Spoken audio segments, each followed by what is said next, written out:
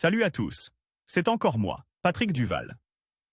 Je vous rappelle que sur ma chaîne, je parle de tout ce qu'on peut faire soi-même. Abonnez-vous si vous aimez bricoler, il y aura plein de choses intéressantes. Et maintenant, passons directement au sujet de cette Pour vidéo. convertir l'énergie provenant de sources alternatives, il est parfois nécessaire de disposer d'un générateur maison répondant à certains paramètres. Le fabriquer soi-même semble presque impossible, mais en y regardant de plus près, il n'y a rien de particulièrement difficile. Nous allons voir maintenant comment il est facile de fabriquer un générateur maison sans adhérence magnétique à une tension de 50 V. Comment fabriquer un générateur?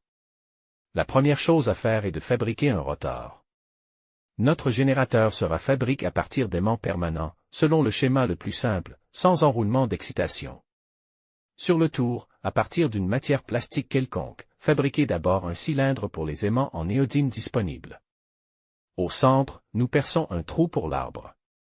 Sur les côtes, on fraise des fentes pour les aimants. Le kit d'assemblage du rotor est prêt, collez les aimants dans les fentes avec de la superglue. Décalez la polarité des aimants. Insérez l'arbre. Il faut maintenant fabriquer le boîtier et les bobines. Tout cela se fait à partir d'un tuyau en PVC. Il s'agit d'un matériau plastique très bien coupe et travaille. L'élément semi-circulaire est collé avec du scotch.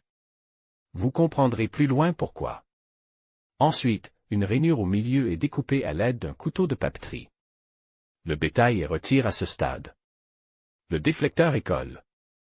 Ensuite, la chicane est collée à l'une des parois du boîtier du générateur.